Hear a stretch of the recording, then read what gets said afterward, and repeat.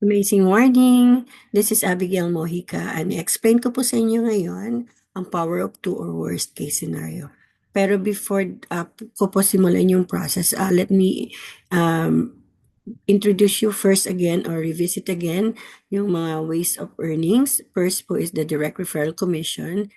Silver package will give 1,500 pesos. Sa gold package po, magkakaroon kayo ng 2,500 direct referral commission, platinum 9,000 pesos, and then jade 20,000 pesos.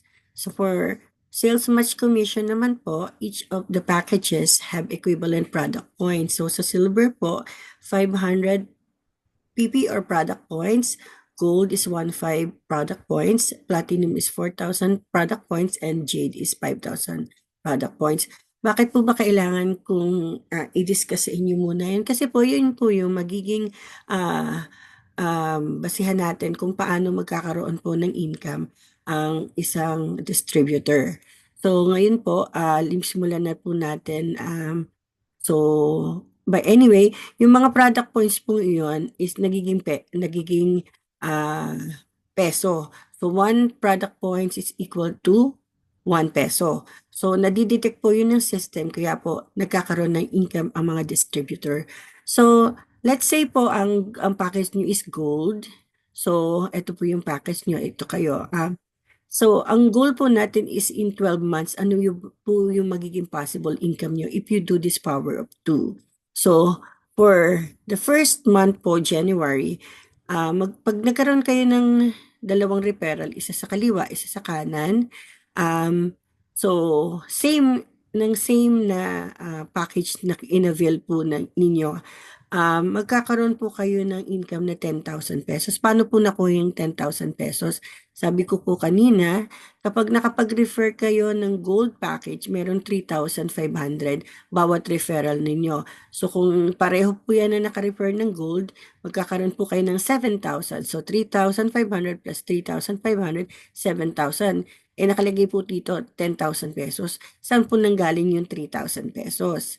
So ngayon po, yun naman po yung sales match commission na bawat package po merong product points. So since ang gold po is 1,500 product points, so meron kayo sa left na 1,500 product points, and then sa right mo another 1,500 product points. Madidetect po yan ni system. At yung pong product points na yun magiging peso. So meron kayong 1,500 plus 1,500 is equal to 3,500. That makes it 10,000. Since direct referral po yun, meron kayong direct referral commission. Ngayon po for the month of February, let's say yung dinirect nyo nakapag-direct din ng dalawa, tig-dalawa po. Okay? So, magkakaroon po kayo dito ng dahil gold, lahat po to gold, meron pong bawat isa na 1,500, 1,500, so that's 3,000. And sa kanan naman po is 1,500 plus 1,500 is another 3,000. Na-detect po siya ni system at binigyan kayo ng 6,000.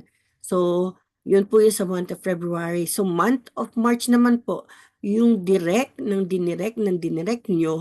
ay nakakuha rin ng tigda-dalawa. Nakapag-refer rin ng tigda-dalawa. So, ang mangyayari po dyan is meron pong 1,500 plus 1,500 plus 1,500 plus 1,500. Kung assuming na lahat po yun ay gold, so bawat side po merong 6,000 product points. At since na-detect ni system, na-convert yung product points na yon sa 12,000 pesos. And so on and so forth. Ang potential income po ninyo for gold package, kung assuming na lahat ay naka-gold package yung na-refer at na-detect ni system, ito po, 12,295,000. So yun po, in a matter of 1 year, yun po yung potential income ninyo. Yun po yung worst case scenario or power of 2. Ayan lang po, si Abigail Mojica po, and I'm an agent of hope. Thank you.